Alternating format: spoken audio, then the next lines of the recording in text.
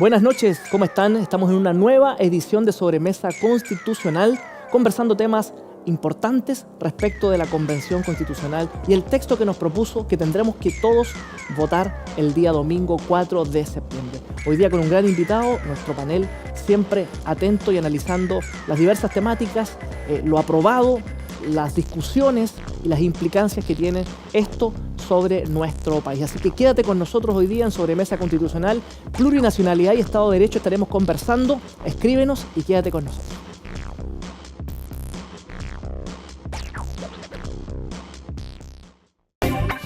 Y aquí estamos entonces en Sobremesa Constitucional en un tremendo programa el día de hoy, así que esperamos poder de ser grata compañía porque nos interesa, como lo hemos dicho tantas oportunidades, analizar, ¿verdad?, el texto propuesto por la Convención, sus implicancias, sus alcances, ¿verdad?, las interpretaciones varias que se han hecho. Y bueno, estamos con un tremendo invitado el día de hoy, además de nuestro panelista Marcelo Muñoz. ¿Cómo estás, Marcelo? Gusto saludarte. Hola, ¿cómo estás, Benjamín? ¿Cómo estás? Mi invitado te lo va a presentar. Sí. Muy contento de poder estar aquí nuevamente conversando, informando, debatiendo, más que todo llegando una visión para que la gente pueda entender la propuesta y también pueda votar informado. Así es, y hoy día estamos con un tremendo invitado, además que fue protagonista de la Convención, expresidente de la Democracia Cristiana también, ex diputado, ex seremi. Bueno, ¿cómo estás, Fachaín? Gracias por aceptar nuestra invitación. Muchas gracias, Benjamín. Marcelo, un gusto estar acá y saludar, por cierto, a todos los televidentes. Feliz de poder compartir con ustedes esta sobremesa. Así es. Bueno, aquí con un café, hace un poquito de frío, vamos a estar conversando un tema que ya lo introdujimos, sobre la plurinacionalidad. ¿Qué es este concepto de la plurinacionalidad que aparece tantas veces en el texto borrador de la nueva Constitución? ¿Qué implicancias tiene? ¿Dónde podemos encontrar un símil en otras constituciones? Déjeme contarle que hay dos países en Latinoamérica que contemplan este concepto, ¿verdad? La Carta Magna Boliviana, que la fijó el 2009, y el Ecuador en la Constitución del 2008. Pero aún así sigue siendo un concepto que genera cierta confusión en la opinión pública, porque no existe una única definición de plurinacionalidad, ni tampoco una versión única de los alcances o implicancias que tiene. Yo me atrevería a decir que es más bien un concepto aún laxo o en desarrollo respecto a qué realmente es la plurinacionalidad y además cómo está concebida en el texto borrador de la nueva Constitución. Solamente como un punto, la ex convencional Elisa Lonconi, expresidenta también de la Convención, define al Estado plurinacional como la transformación del Estado monocultural y unitario con un nuevo mandato que redistribuya las riquezas en igualdad de derechos sociales, políticos y de paridad, que reconozca los derechos colectivos de las 9 naciones originarias y del pueblo afrodescendiente, territorio, lengua, cultura y conocimientos, identidad, derechos políticos a la autonomía, la autodeterminación y a la consulta indígena. Así lo define Elisa Lonconi. Fuad, ¿qué es la plurinacionalidad? Este concepto que tantas veces aparece en el texto borrador. Lo primero que quiero señalar es que no solo tuve la posibilidad de ser protagonista del trabajo de la Convención, sino que además de haber impulsado este proceso constituyente. Yo soy de los que cree que Chile necesita una nueva Constitución, por eso que impulsé el acuerdo del 15 de noviembre. La primera firma que está ahí es la mía en ese acuerdo. La primera firma que aparece en su documento es la mía como entonces presidente de la Democracia Cristiana. Y me hubiese encantado ser protagonista de un proceso exitoso, ¿no es cierto? Pero a pesar de que yo reconozco cosas buenas que están en los titulares, sobre todo del texto, cuando uno ve el catálogo de derechos, bueno, maravilloso. Sin embargo, lamentablemente este texto constitucional se encarga de hacer que todo lo bueno sea imposible, que sea una ilusión. Y tú leías algunos países que tienen, por ejemplo, el tema de la plurinacionalidad, pero esos mismos países y parte de la tradición de lo que se llama el constitucionalismo, el nuevo constitucionalismo latinoamericano, garantiza muchos derechos sociales, porque la gente vive pobremente. ¿Por qué? Porque la inestabilidad política, porque la falta de condiciones para tener desarrollo económico sostenible ambientalmente, ¿no es cierto?, hace que los derechos sociales no se puedan gozar. Y yo creo que entonces tiene esta Constitución, por así decirlo, un pecado original, ¿ah?, que dinamita el sistema de justicia, que tiene un sistema político contradictorio, lo único que garantiza es una crisis política permanente. Tenemos un sistema político de Camerún, no hay otro país que tenga un sistema político como el que vamos a tener en el texto constitucional, y tiene algo que tú planteas, una enorme incertidumbre jurídica, porque así como plurinacionalidad está lleno de conceptos que no están definidos, que son tremendamente ambiguos, laxos, una enorme cantidad de conceptos que están ahí, ¿no es cierto?, y que no se definen y que por lo tanto hay que definir el legislador, la jurisprudencia, y por lo tanto la experiencia es que plurinacionalidad puede ser una declaración que reconozca que efectivamente dentro de un mismo Estado conviven pueblos que tienen una historia, un nivel de organización, cosmovisión, cultura, lengua. En lo que podríamos estar de acuerdo en absolutamente, esencia, claro, todos de acuerdo, y que se reconozca una realidad que existe, ¿no es cierto? Sí. Y de alguna manera, también cuando uno ve en otros países lo que ocurre con el reconocimiento de la plurinacionalidad, tiene que ver con una forma de evitar los procesos de secesión, es decir, de independencia de los países. Entonces, entre un mismo Estado se reconoce que existen diversos grupos que tienen ciertos elementos en común y que podrían considerarse una nación. Yo en eso no tengo ningún problema. Yo lo quiero decir, no tengo problema en que se reconozca la plurinacionalidad como el reconocimiento que existen pueblos originarios que son anteriores al Estado, que tienen no solo una cultura común, sino que tienen una cosmovisión, una lengua, cierto nivel de organización. Todos los que están ahí enumerados son pueblos o son naciones, bueno, algunos fueron, y hoy día tenemos descendientes de eso, pero por ejemplo, tenemos los changos. ¿Ah? Hoy día los changos están reconocidos como pueblos, ¿cierto? Pero podríamos hablar que una nación, cuando en realidad lo que tenemos son más bien descendientes. Había un representante de los changos en la convención y fueron al menos 3 organizaciones de changos a la comisión de reglamento simplemente a decirnos que el chango que estaba ahí no era chango. Bueno, lo mismo ocurre con otros pueblos que uno dice, bueno, existieron, probablemente fueron pueblos, naciones, pero hoy día hay descendientes de ellos. Y lo que se les da es un nivel de desarrollo que a mi juicio es ahí donde está el problema. Entonces yo no tengo un problema con la plurinacionalidad, sino que tengo un problema con enumerar a todos los que hoy día son pueblos originarios como naciones, y tengo un problema en la extensión que esto tiene. Por ejemplo, es cierto que se dice que Chile es un Estado unitario y un territorio único e indivisible, pero lo que hace a continuación la propia Constitución es dejar eso sin efecto. Claro, o sea, es una contradicción. Contradicción total. Por ejemplo, yo soy de la Araucanía. Fui 8 años diputado de la Araucanía. Mi mamá es Valenzuela Lonconá. No naciste en Curacautín. O sea, nací circunstancialmente en Temuco, pero soy de Curacautín. Sí. Nunca en una comunidad mapuche alguien me dijo, mire, don Fat, nosotros queremos tener un sistema de justicia propio. Nunca. Eso es una invención total. Yo voté a favor del pluralismo jurídico, que es otra cosa. El pluralismo jurídico es que en un mismo sistema de justicia, tú podrías tener un nivel de pluralismo jurídico con un sistema de justicia propio, pero también el pluralismo jurídico podría ser un mismo sistema de justicia donde al momento de resolver un caso se consideren aquellos elementos culturales de la tradición de un determinado pueblo. Perfecto. Pero crear sistemas de justicia propios para los pueblos originarios en plano de igualdad, como dice la Constitución, dice en plano de igualdad. Entonces, cuando dice, no, pero la ley puede limitar para que no conozcan materias penales, es mentira. ¿Ah? ¿Qué va a ocurrir, por ejemplo, cuando hay un conflicto de relevancia jurídica entre una persona de un pueblo o nación determinada con otro que no lo es?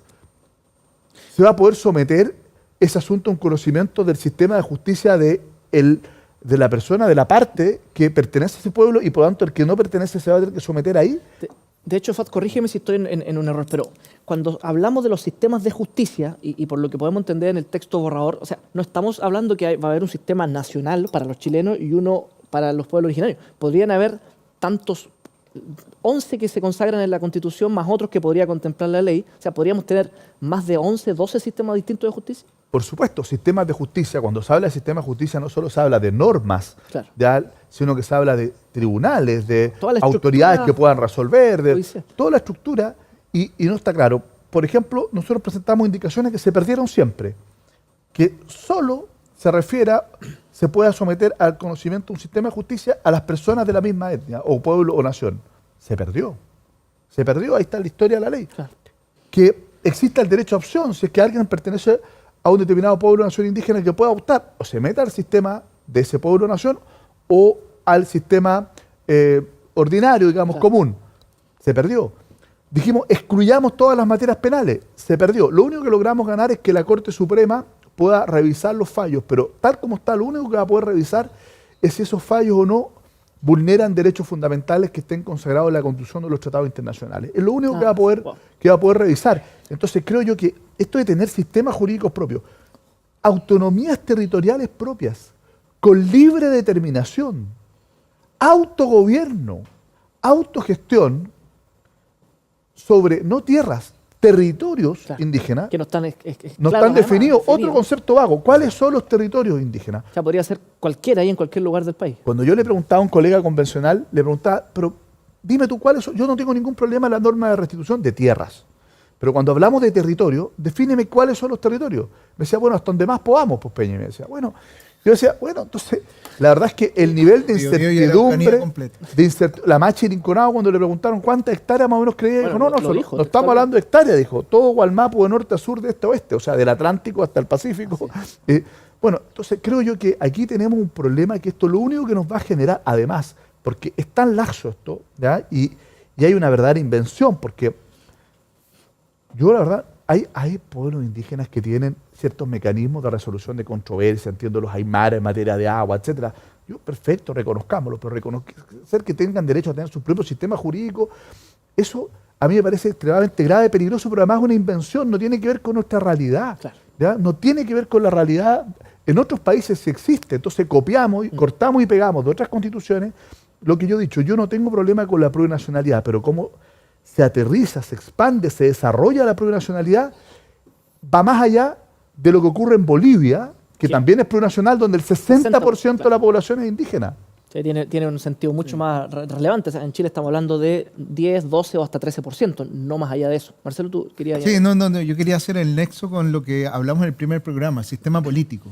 Lo que pasa es que de una u otra manera, cuando entramos al concepto que es un concepto que no está tan desarrollado en lo teórico y desde el punto de vista de la academia pone en tensión, ¿no es cierto?, toda la teoría en la plurinacionalidad, porque en la práctica siempre se concibe el Estado y uno de los elementos del Estado básico es la nación, pero la nación casi única y ahora se entiende, ¿no es cierto?, siempre reconociendo la costumbre, la historia, el lenguaje. Pero hoy día se habla de varias naciones, al hablar de plurinacionalidad de varias naciones, y eso pone en tensión teóricamente, ¿no es cierto?, el concepto propio de Estado como tal. Ahora, en ese sentido... O sea, vamos a tener, perdón, el Estado chileno, pero no la nación chilena. Exacto. Y eso, Claro. y eso pone en tensión teóricamente, y quiero hablar lo teórico para luego pasar a lo práctico, desde el sentido de la unidad del Estado como tal. Y lo que decías tú muy bien, de que hoy día también no solamente segmentamos las naciones y que las naciones tienen territorios y sistemas propios.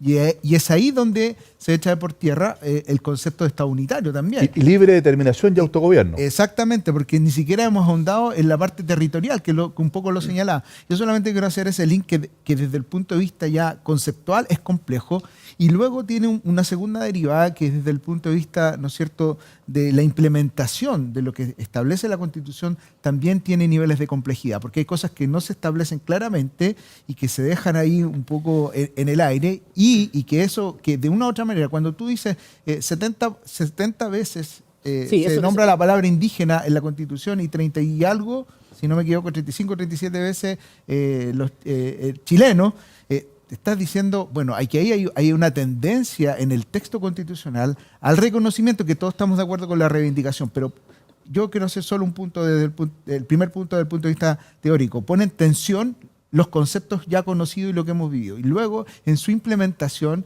se complejiza aún más la situación, porque al tener muchas naciones Sí. dentro de un territorio, dentro de una conceptualización de Estado, donde hablábamos de sistema político, donde decimos se distribuye el poder con la institucionalidad, con la participación de los ciudadanos, esto se complejiza más. Claro. Yo no digo que sea imposible de llevar a cabo, pero hay que revisar Pero el casi cómo, Sí. Oye, Oye, y cuáles son los alcances y las Marcelo, implicancias que tú esto tiene. lo decías recién, Fuad. Más de 70 veces en el texto borrador aparece la palabra indígena. Y la palabra chileno aparece solo 27 veces. Podría ser un dato de la causa. ¿Tiene una visión indigenista esta propuesta? Sí, yo a ver, creo que también tiene que ver con un problema que está, yo diría, a lo largo de todo el texto constitucional, que es bastante pendular el efecto que se genera y refundacional. ¿Por qué? Y lo dice Fernando Hacha en el diario El País, dice que efectivamente esto es refundacional, que se quiere como crear un nuevo Chile, un Chile distinto, que no tiene que ver con la realidad ni con nuestra tradición. Hace 2 años. Entonces, yo sinceramente creo que, y es pendular, porque, claro, el problema de esta constitución del 80 es que no está en ninguna parte, no están mencionados los pueblos originarios. Claro. ¿Ya? No están reconocidos. Que es un gran problema también. Ese es un tremendo problema. Entonces, y durante mucho tiempo hubo una especie de dique de contención para poder avanzar hacia eso. ¿Y qué es lo que ocurre entonces? Que nos pasamos para el otro lado. Y eso pasa en un conjunto de normas, ¿ya? Donde probablemente la resistencia a los cambios de un sector político de la derecha, fundamentalmente, ya hizo que, como ocurre habitualmente, si tú pones un mundo de contención en un curso de agua, claro, va a evitar que pase el agua, pero en algún momento va a colapsar ese muro de contención y esa agua va a arrasar con todo, con lo bueno y con lo malo. Y yo creo que aquí nos pasa lo mismo. ¿Ah? Esta constitución arrasa con lo bueno y con lo malo. Sí. ¿Ya? Y yo creo que lo que la gente quería era una constitución de vanguardia, una constitución moderna, mucho más inclusiva, yo diría de evolución, es decir, que nos permita fortalecer lo bueno y corregir lo malo. Y no de refundación. Sí. Y creo que, obviamente, yo estoy de acuerdo no solo con el reconocimiento de los pueblos originarios, no tengo problema en principio con el tema de la plurinacionalidad, pero tal como se desarrolla en el texto, para hablarlo en simple, nos pasamos 20 pueblos, digamos. 20 pueblos porque los extralimitamos. Por ejemplo, yo soy partidario de los escaños reservados. Ya. ¿Ya? Pero aquí lo hicieron a todos los niveles. Concejales, asambleas regionales o que son los core actuales, ¿ya? En función de simplemente del porcentaje que se autoidentifique con un pueblo. Ahí hay un punto, y qué bueno que lo tocaste, porque ¿qué es la autoidentificación? O sea, uno lo puede entender, pero en el fondo yo he conversado con varias personas que dicen, o sea, ¿cuál es la referencia que tenemos? ¿Sus ancestros, sus apellidos? No.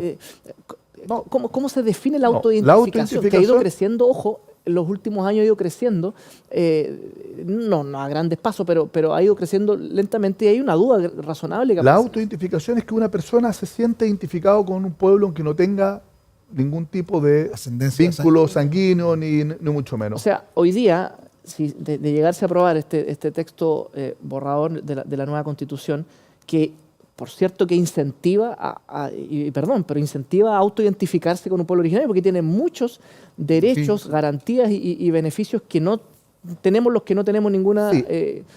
Yo debo decir que es un principio que está de un origen también en ciertos instrumentos internacionales, ¿ya?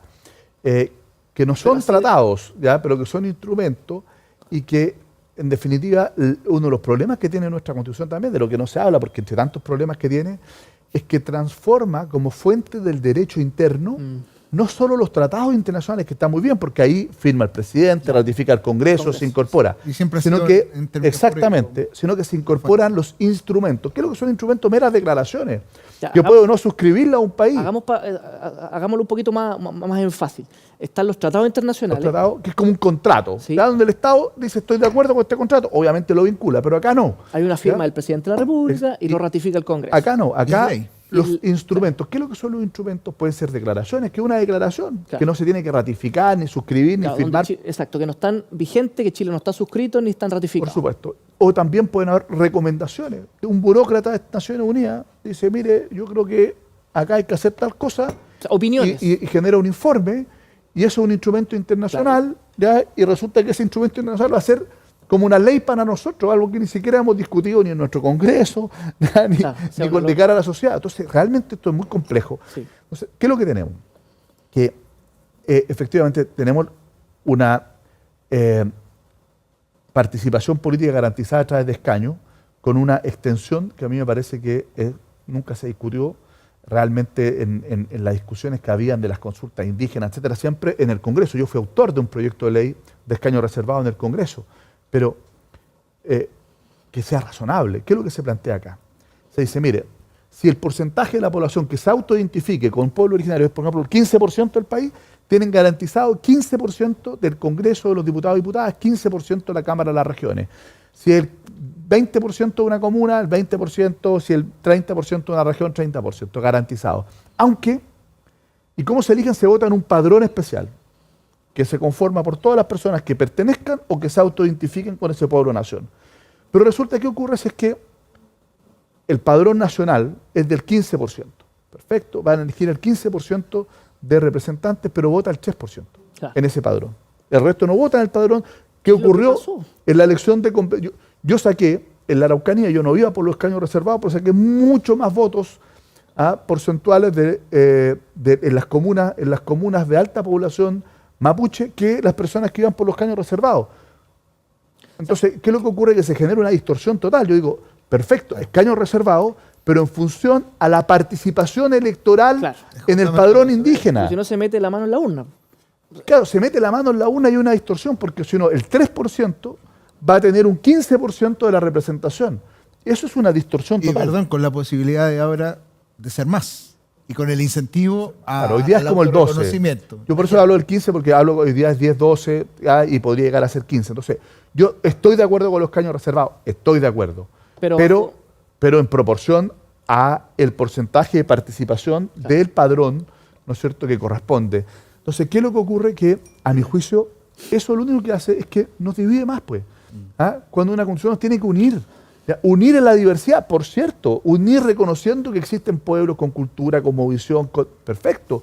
Pero de ahí a dividirnos con sistemas jurídicos propios, con territorios autónomos distintos para los pueblos originarios, con libre determinación, con autogobierno, con escaños reservados en función a quienes se autoidentifiquen, no quienes participan, con una norma de recuperación territorial amplísima que, claro, bueno, en Nueva Zelanda existe, es cierto, para resolver el tema de los maorí, pero se le olvida un pequeño detalle, que en Nueva Zelanda se estableció un tribunal que resolvía. Entonces usted, comunidad o pueblo, se mira, aquí nosotros estamos demandando la recuperación de tal tierra o territorio, porque efectivamente nos pertenecía, lo perdimos, somos tan...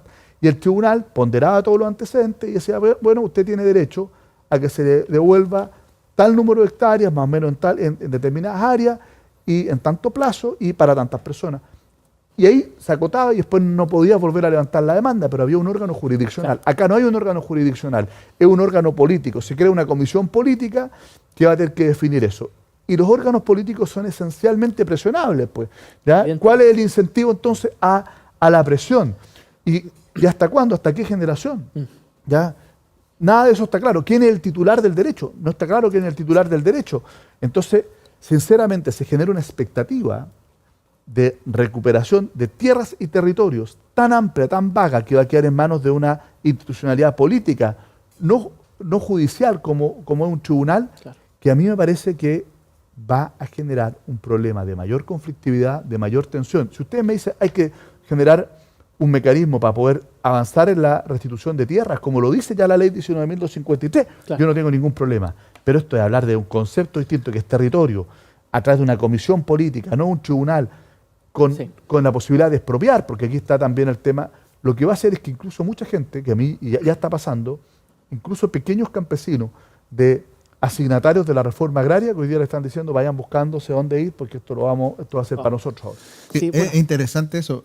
Estamos en Sobremesa Constitucional el día de hoy, conversando sobre plurinacionalidad, sus alcances, ¿verdad? Con un interesante invitado, Fat Chain, ex convencional, junto también a Marcelo Muñoz. Pueden escribirnos, pueden hacer también algunas consultas, sus comentarios, pueden escribirnos ahí con el hashtag Sobremesa Constitucional. Escríbanos para poder estar, ¿verdad?, conversando, y esperamos poder ser este aporte al entendimiento de lo que dice las normas, ¿verdad?, y sus alcances y sus implicancias. Yo quisiera avanzar un poco, Fat, Marcelo, respecto de algo que se ha debatido bastante en semanas anteriores, respecto de el veto que podrían tener o no, ¿verdad?, los pueblos originarios respecto de cambios constitucionales, bueno, respecto de muchas cosas, pero específicamente de algo que se ha venido hablando mucho, que es la eventual, quiero decir que ya se instaló de alguna manera, el rechazo para mejorar o para reformar, o el apruebo para mejorar. De alguna forma hay un reconocimiento implícito que el texto es deficiente, lo voy a decir desde ese punto de vista. Y algunos han resaltado que es pensar en un posible engaño el apruebo para mejorar, porque está sujeto al consentimiento de los pueblos originarios. Yo quiero leer aquí el artículo 191, que es quizás el inciso segundo, que dice: los pueblos y naciones indígenas deberán ser consultados y otorgarán el consentimiento libre, previo e informado en aquellas materias o asuntos que les afecten sus derechos reconocidos en esta Constitución. ¿Existe poder de veto hoy día en el texto respecto de posibles modificaciones o reformas constitucionales? O sea, existe poder de veto. Yo creo que eso está claro. Yo lo denuncié en el mes de febrero, cuando se aprobó. Esta fue en la primera votación en el Pleno, esto se aprobó. De las pocas normas que pasaron, esta debe haber sido de las primeras 3, 4 normas que pasaron al proyecto de texto constitucional, porque estaba en el artículo 7º, recuerdo perfectamente, de ese informe de la Comisión de Forma de Estado, el artículo 7º, que fue, y varios se rechazaron por alto de Estado, las primeras normas que se aprobaron y que estaban en la propuesta de texto constitucional. Y sinceramente creo que una mala norma, porque cambia completamente el estándar internacional que está en el convenio 169, que es el de la consulta, que tiene que aplicarse de buena fe. No, cuéntanos un poquito de eso. Lo que dice el convenio 169, que aquí hay una obligación de consulta. De la Organización Internacional del Trabajo, sí, que está ratificado por Chile y se encuentra vigente, deber de consulta de buena fe de cara a buscar un consentimiento. O sea, que tiene que buscar el consentimiento de buena fe a través de las instituciones representativas. Pero si no se logra ese consentimiento, bueno, se cumple con la consulta, ¿ya? Y por lo tanto se generan acuerdos, etcétera. Pero el deber es de consultar, no de consentimiento, porque si no hay consentimiento no se podría tomar una medida legislativa, administrativa, un proyecto, etcétera. Acá se cambia la consulta por el consentimiento. Y la norma es muy clara, dice, en todos aquellos asuntos o materias que afecten derechos consagrados en esta Constitución. O sea, es muy amplia. Hay un argumento que se ha dado, que es un argumento que los condicionantes dicen de la geografía, digamos, de la Constitución, que es donde está ubicada la norma, y está ubicada en los mecanismos de participación de las entidades territoriales. Entonces dice, mire, no tendría alcance constitucional. La verdad es que esto tiene que ver simplemente con este derecho a consentimiento cuando se trate de materias relacionadas con las entidades territoriales. Pero eso es una interpretación. ¿Y quién va a tener que interpretar eso? La Corte Constitucional, ¿no? O sea, porque por otro lado el texto es claro, pero dice, no, pero es que la ubicación de la norma. Y por otro lado está la norma de consulta. Entonces yo creo que nadie te puede decir a ciencia cierta cuál va a ser el sentido de alcance de eso. De que existe un veto en determinadas... En todas las materias que afecten... Por ejemplo, el plano regulador a nivel comunal. Eso de todas maneras, pero no solo eso. Si es que hay una reforma constitucional que de alguna manera afecte los derechos de pueblos o naciones indígenas en el territorio, se requeriría consentimiento. Por ejemplo, si los sistemas jurídicos propios tienen que ver con dentro de los territorios indígenas autónomos, ese cambio al sistema, cualquier cambio al sistema de justicia propio que se reconoce requerirá consentimiento. Por ejemplo, si queremos ver el tema de la libre determinación o el autogobierno, ¿ya?, que es en los territorios indígenas, bueno, eso va a requerir consentimiento. Si se quiere modificar la regla amplia de recuperación de tierras y territorios, a mi juicio sí va a requerir consentimiento. En cambio, otros, esta es una interpretación mía, que es una interpretación, yo diría, restrictiva, ¿no es cierto? En cambio, si tú quieres ver escaños reservados en Congreso de Diputados y Diputadas, bueno, ahí podríamos decir se requiere consulta. ¿Ya? ¿Por qué? Porque no tiene que ver con lo territorial. Pero lo que quiero reafirmar es que, de cualquier modo, una reforma al nuevo texto constitucional va a tener dos problemas. Uno, de legitimidad, cómo tú cambias un texto recién aprobado. Claro. Y en segundo lugar, porque los 4/7 es una gran mentira, porque la inmensa mayoría de las materias están protegidas por referéndum o por 2/3, que son sistema político, Congreso, forma de Estado, principios, derechos fundamentales, medio ambiente, las materias más relevantes. Todas las materias más relevantes. Todo lo más relevante está protegido. Entonces, va a ser 4/7 más referéndum por cada norma, o 2/3, y además siempre consulta indígena en la medida legislativa y en los casos en que pueda afectar derechos consagrados en la Constitución en el territorio, que son muchos casos, consentimiento. Entonces yo quiero decir con mucha responsabilidad, ese es un camino imposible, ¿ya? Imposible.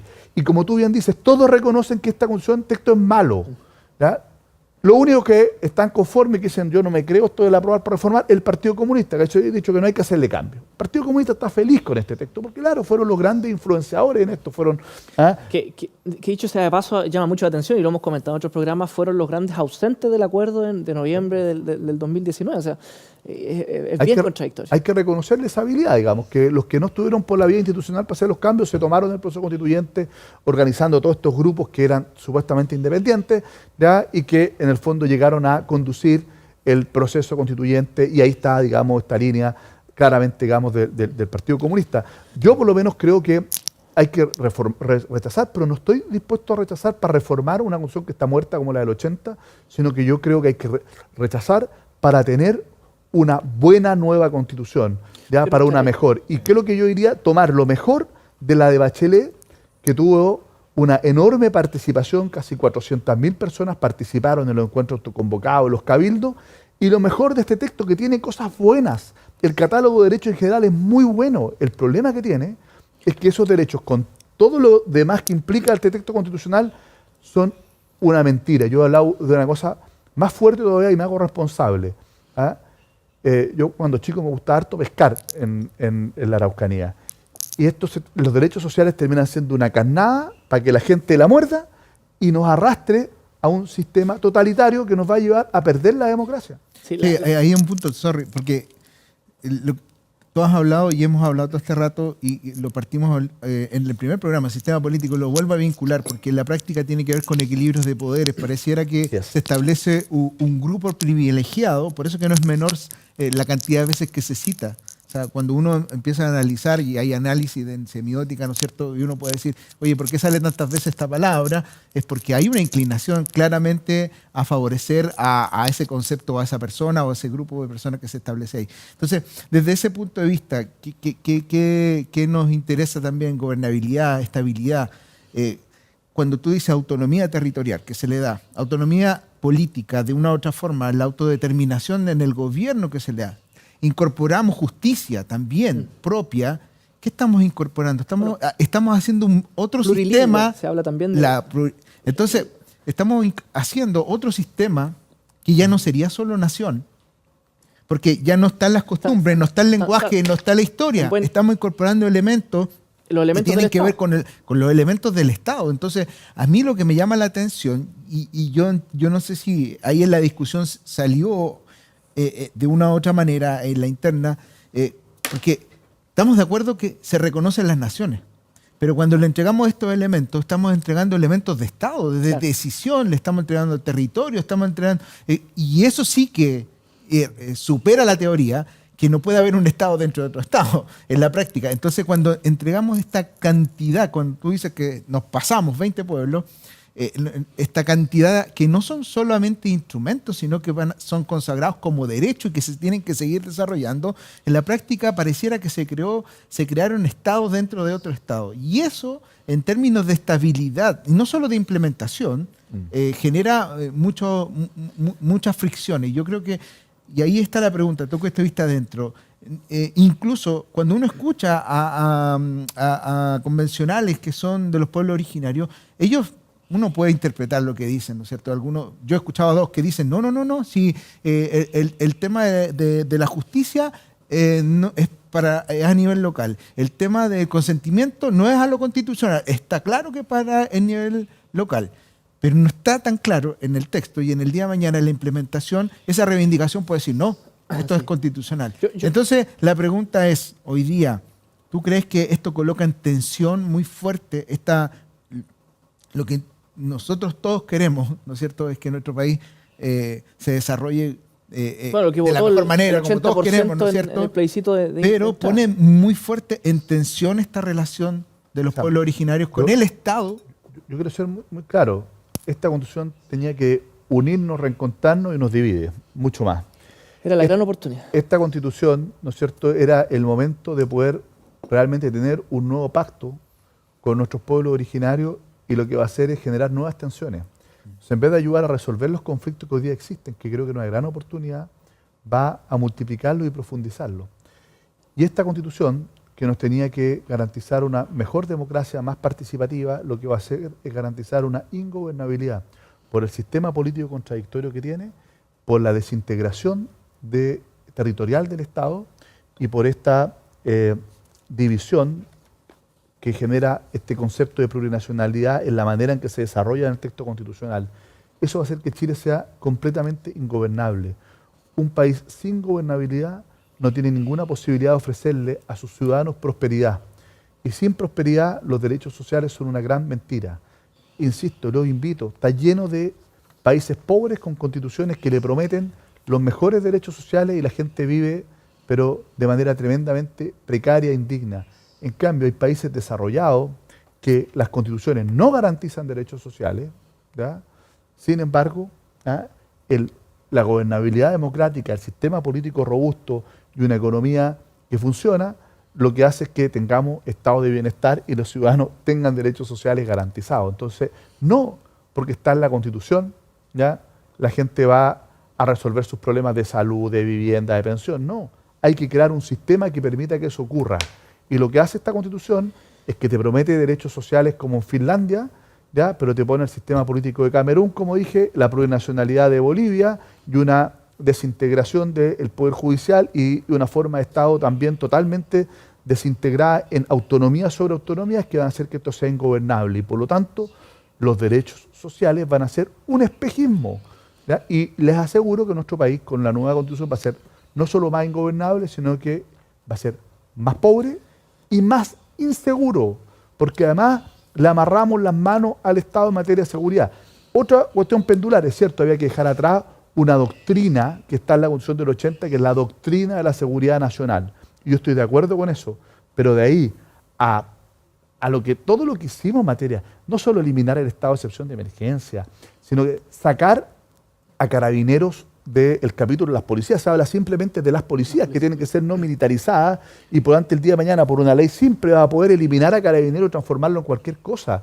Cuando tú estableces que, por ejemplo, van a poder votar todas las personas independientemente de la condena que tengan. Yo le quiero decir, sí, entre Colina 1 y Colina 2 eligen un diputado, ¿ya? De verdad. Eligen un diputado, de todas maneras, van a elegir diputados. Incluso yo lo corroboramos, lo hablamos con abogados en algún momento, expertos en derecho constitucional, y la norma es tan ambigua y amplia que incluso ciertas personas condenadas a ciertos delitos podrían incluso ser candidatos. Ser candidatos, exactamente. O sea, eso es así. Yo quiero avanzar porque nos queda poco tiempo, Fuad. Estamos a un poquito más de un mes solamente del plebiscito del 4 de septiembre. El gobierno no ha querido, y se entiende, no ha querido abrir la puerta a la tercera vía, ¿verdad? Porque sabe que esta cuestión, la encuesta de alguna manera cada vez te están hablando más claro y posicionando la opción del rechazo, y cada vez se estrecha más además la brecha de los indecisos, que eso no es menor. Y en ese sentido, ustedes justo a la senadora Rincón, al senador Walker, al expresidente, aunque parezca, y perdón que lo diga así un poco irrisorio, al expresidente Eduardo Frei, fueron pasados al tribunal, ¿verdad?, del partido. Y lo digo con mucho respeto, que suena un poco extraño que un expresidente de la República, pero... y un expresidente del partido. Y expresidentes de partido además. Y en ese sentido, ¿cómo se lidian con las tensiones internas, pero también ¿qué tú ves? ¿Cuál sería la mejor alternativa de cara, porque como lo dijo el expresidente Lagos también, el 4 de septiembre no se termina nada, hay un proceso abierto y hay que hacerse cargo? Yo estoy de acuerdo con eso. Esto tiene que continuar hasta tener la constitución que el país se merece, no puede ser demasiado tiempo, tiene que ser acotado, por eso que me parece muy bien lo que está haciendo Jimena Rincón, Matías Walker, Iván Flores, ¿no es cierto?, de plantear una alternativa, un camino político, porque no puede ser que lleguemos al 4 de septiembre y después veamos cómo arreglamos la cosa, ¿no?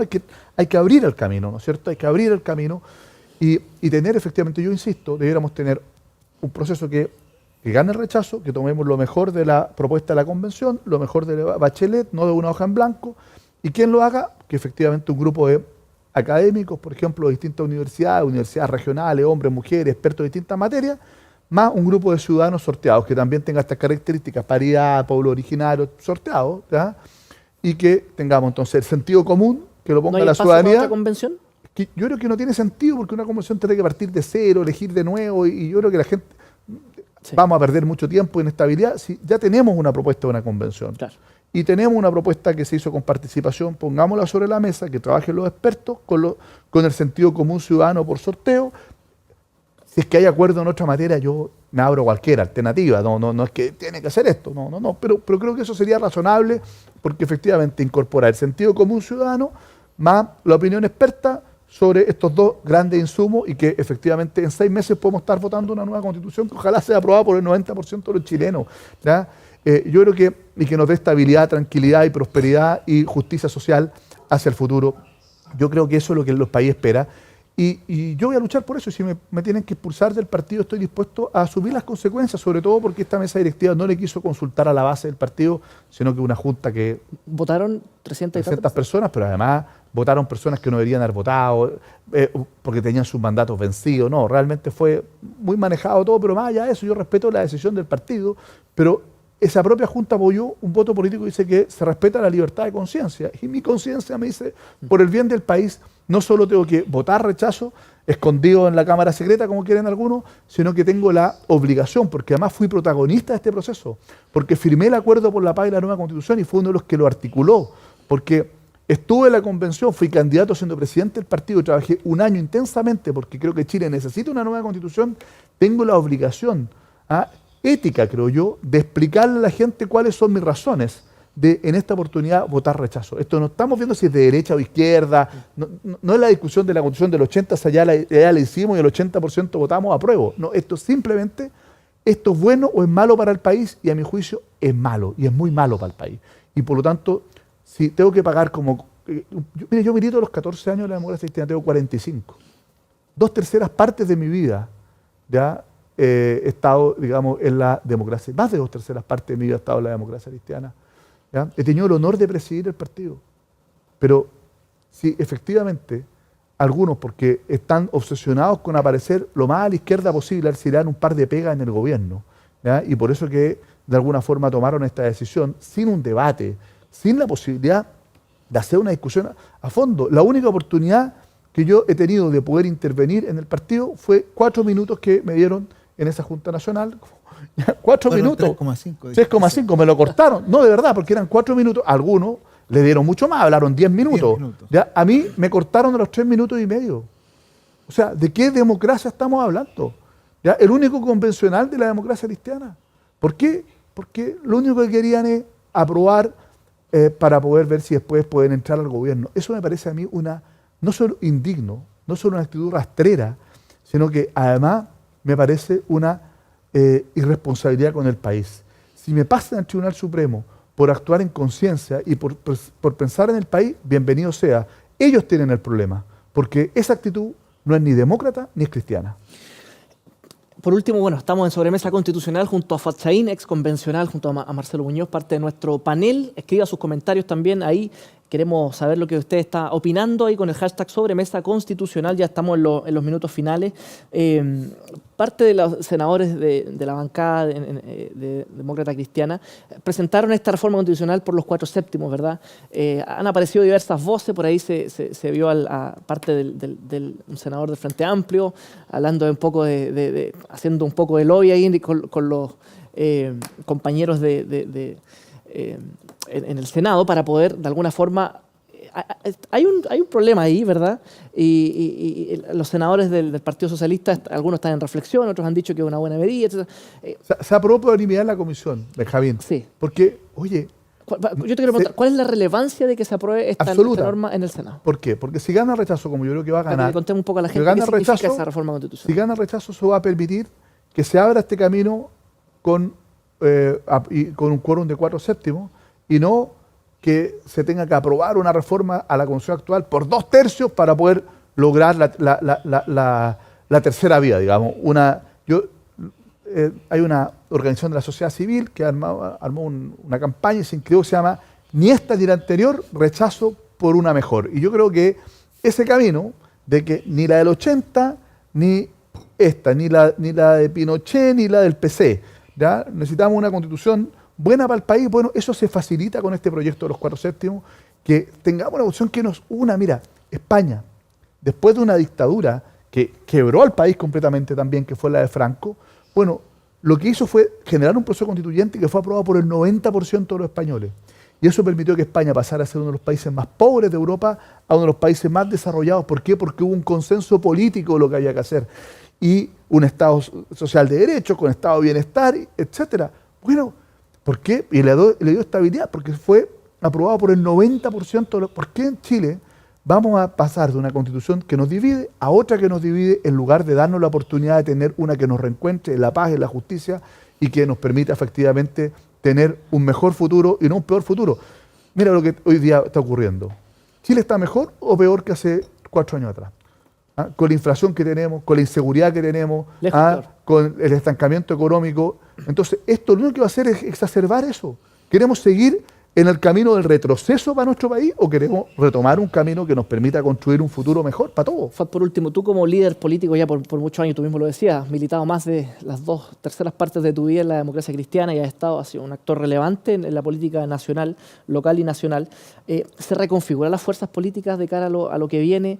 ¿Cómo ves un poco el rol de la centroizquierda, que es bien insólito de alguna manera, porque de alguna manera lo que uno estaba acostumbrado a ver era que la centroizquierda y a una izquierda, pero hoy día desde la centroizquierda hacia la derecha más dura fueron completamente excluidos de la discusión constitucional. Entonces, ¿cómo ves que se reconfigura la fuerza de cara a lo que viene cuando hay 2 expresidentes de la Concertación que también saben a decir muy claramente cuál es su posición, etcétera?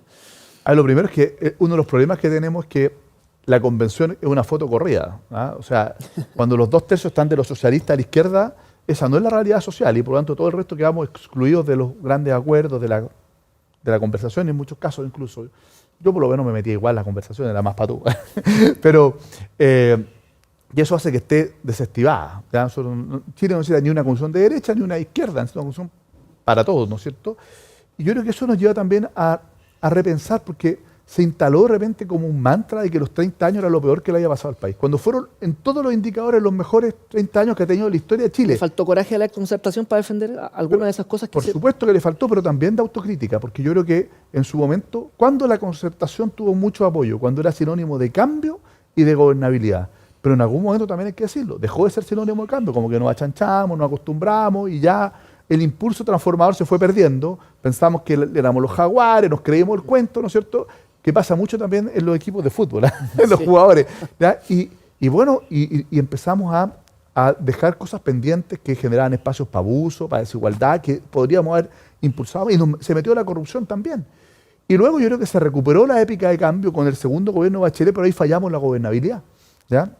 Entonces, ¿qué es lo que tiene que ser una alternativa progresista, ¿ya?, de centro y centroizquierda, a mi juicio, que ofrezca al país cambio, gobernabilidad, seguridad? Estuvimos acomplejados con el discurso de la seguridad. Yo era parlamentario y la agenda corta antidelincuencia, que era una cuestión que hoy día uno dice, oye, pero esto era insólito. ¿Ya? No, pero ¿cómo? Esto es fascismo puro. Bueno, los diputados oficialistas dijeron que era la última vez que iban a aprobar el estado de excepción. Imagina, entonces, oye, un complejo cuando hoy día ¿a quién golpea con más fuerza? El crimen organizado, el narcotráfico, la gente más modesta, pues. No hay nada menos progresista que condenar a la gente a vivir en la inseguridad encerrado en sus casas. ¿Ya? Entonces, estuvimos acomplejados con eso. ¿Ya? Oye, ¿cuánto? Justificando la violencia.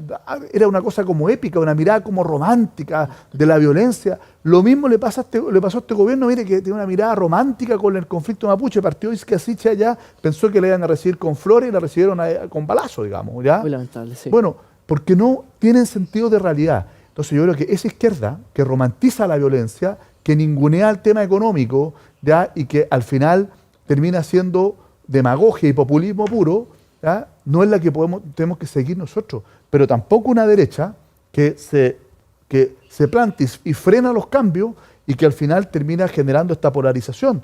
¿Ya? Yo creo cambios justos, razonables. Si necesitamos que la gente gane más, pague más para poder tener mejor salud, mejor educación, viviendas para la gente como corresponde, pensiones dignas. ¿Por qué se oponen permanentemente a eso? Si son mínimos de dignidad. Entonces, yo creo que ahí tenemos que tener carácter, personalidad y un proyecto político que tenga épica de cambio, pero que también tenga ética de responsabilidad de gobernabilidad, de estabilidad económica, porque si no, cuando tiramos la casa por la ventana, se paga caro. O sea, la inflación que estamos teniendo hoy día era algo que hace algún tiempo atrás pensábamos que en Chile no nos iba a ocurrir. Y cuando se empieza a disparar la inflación, esto es difícil detenerlo. ¿Y a quién paga las consecuencias? La gente que recibe su sueldo en preso, que cada día le alcanza menos para llegar a fin de mes. Pues la clase media que ve cómo le suben los intereses de los créditos con el que paga la casita, con el que paga el autito y que se le hace cada vez más difícil de pagar. Así es. Entonces, eso es tremendamente irresponsable al final. La cuenta la pagan la clase media y los más pobres. Entonces, el populismo sale gratis, ¿ya? Pero la cuenta la pagan la gente que más lo necesita. Lamentablemente. Gracias, Fuad. Gracias, Marcelo. Esto fue Sobremesa Constitucional, conversando hoy día sobre plurinacionalidad, sus alcances, sus implicancias, sus efectos, qué significa. Y bueno, cada vez más cerca de este plebiscito de salida el 4 de septiembre, donde intentamos desde este espacio, de esta sobremesa, con un café a esta hora de la noche, poder acompañarles, poder entregarles las herramientas, los argumentos, para que podamos votar en libertad. Así que muchas gracias una vez más, Fuad. Muchas gracias. Muchas gracias, Benjamín, Marcelo. Marcelo. Esto Gracias. fue Sobremesa Constitucional, lo que nos interesa conversar. Buenas noches.